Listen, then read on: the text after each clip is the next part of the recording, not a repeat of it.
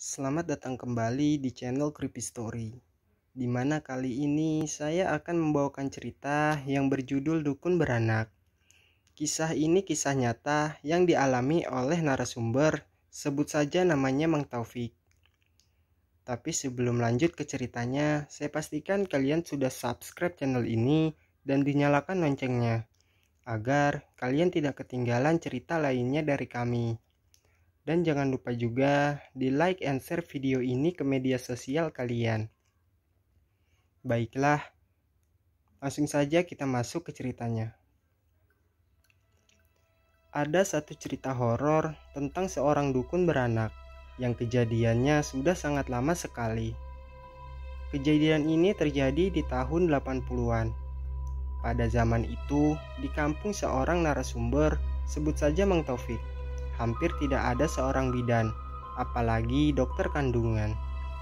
Jadi warga kampungnya Mang Taufik, kalau ada yang ingin melahirkan, pasti mereka akan mencari dukun beranak. Kebetulan di kampung Mang Taufik ada dua orang dukun beranak, dan salah satunya yang paling senior itu bernama Nyi Rumi. Nyi Rumi adalah pilihan utama kalau ada yang mau melahirkan. Tapi kalau memang Nyi Rumi sedang sibuk menangani ibu-ibu lain, barulah warga sana akan mencari dukun beranak yang satu lagi. Nyi Rumi ini orang yang sangat baik dan sabar ketika menangani seorang ibu yang mau melahirkan. Itu sebabnya banyak warga sana yang suka dan datang ke beliau. Pada suatu malam, di pukul jam 1 malam, istri Mang Taufik yang sedang hamil tua mulai merasakan kontraksi.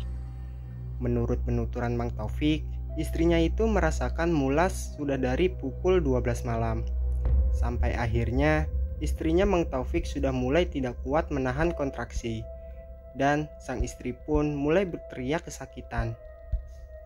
Lalu ibu mertua Mang Taufik pun menyuruh menantunya memanggil Nyi Rumi untuk menolong anaknya yang akan melahirkan ini.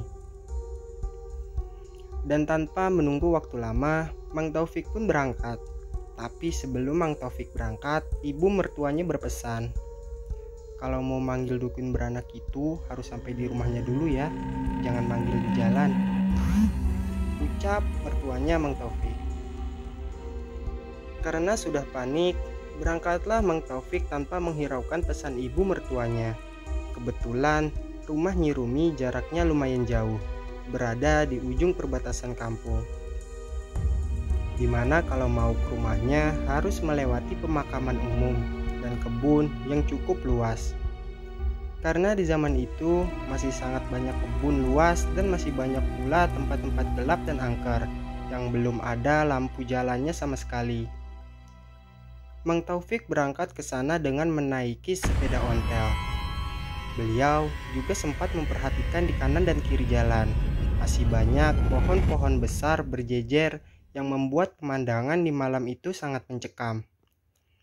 Tapi demi anak dan istrinya, Mang Taufik tetap nekat berangkat ke sana.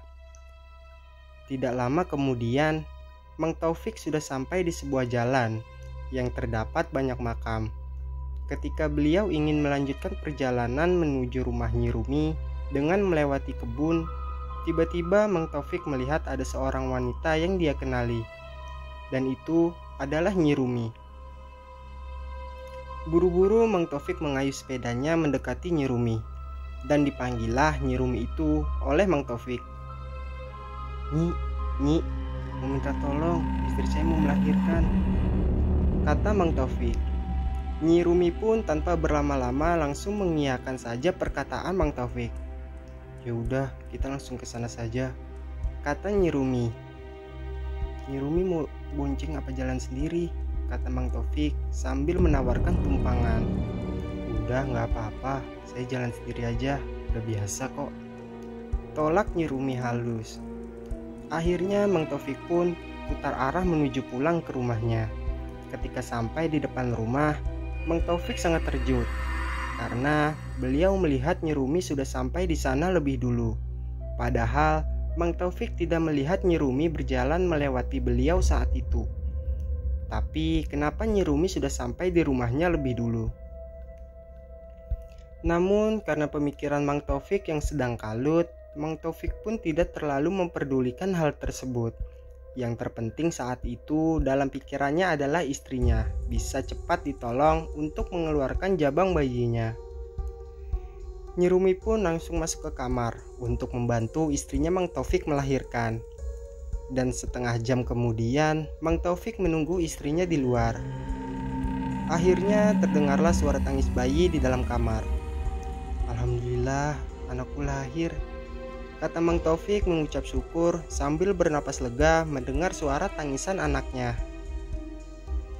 Mang Taufik saat itu sangat senang sekali. Lalu ibu mertuanya Mang Taufik yang saat itu sedang menemani anaknya keluar dari kamar sang anak dan menyuruh Mang Taufik mengambil air di dalam baskom. Mang Taufik pun segera mengambil air di belakang rumahnya. Tapi ketika Mang Taufik hendak balik ke kamar sambil membawa baskom yang sudah terisi air, beliau melihat Nyi Rumi sedang berjalan ke ruang depan, ingin keluar dari rumah Mang Taufik sambil membawa sesuatu. Mang Taufik pun segera memanggil Nyi Rumi. Nyi, mau kemana Nyi?" "Nanti dulu," ucap Mang Taufik. Tapi Nyi Rumi hanya diam sambil meneruskan langkahnya berjalan untuk meninggalkan rumah Mang Taufik. Karena penasaran, Mang Taufik pun terus mengejar Nyi Rumi sambil memanggilnya. Nyi, nanti dulu, jangan pulang dulu," panggil Mang Taufik. Karena saat itu Mang Taufik berpikir bahwa beliau juga belum sempat membayar Nyi Rumi. Lalu setelah jarak Mang Taufik dan Nyi Rumi sudah sangat dekat, refleks Mang Taufik pun menepuk pelan pundak Nyi Rumi hingga membuat Nyi Rumi menoleh ke arah Mang Taufik. Dan lagi-lagi Mang Taufik dibuat terkejut ketika melihat wajah sosok yang ada di depannya. Ternyata yang Mang Taufik lihat itu bukanlah Nyi Rumi, tapi wajah yang sudah berubah menjadi wajah nenek-nenek yang amat menyeramkan, di mana wajah nenek-nenek itu sudah sangat keriput dan pecah-pecah dengan mata yang memerah. Dan sosok nenek itu ternyata sedang menggendong anaknya Mang Taufik yang baru lahir. Entahlah siapa dia. Apakah itu jin atau manusia penganut ilmu tertentu yang menyamar menjadi Nyi Rumi? Karena panik melihat anaknya yang mau dibawa lari oleh sosok nenek itu, lalu terjadilah saling perebutan antara Mang Taufik dengan sosok nenek tersebut. Dan sosok itu sempat bilang pada Mang Taufik, "Lepaskan bayi ini bayiku." Setelah mereka tarik-menarik, saling memperebutkan sang jabang bayi, akhirnya Mang Taufik berhasil mengambil anaknya kembali. Dan entah diapakan sosok nenek itu oleh Mang Taufik, hingga membuat sosok nenek itu lari dan hilang ditelan gelapnya malam. Lalu setelah itu, Mang Taufik segera membawa anaknya untuk masuk kembali ke dalam rumah. Di dalam rumah, ternyata istrinya juga panik melihat anaknya dibawa kabur oleh sosok nenek tersebut.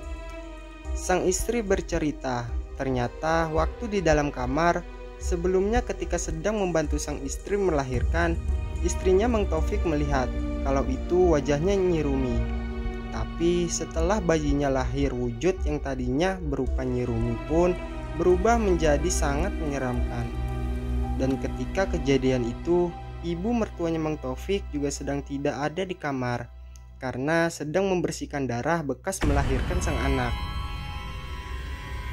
Singkat cerita, akhirnya berita pun itu menyebar pada keesokan paginya dan sampai ke telinga Nyi Rumi.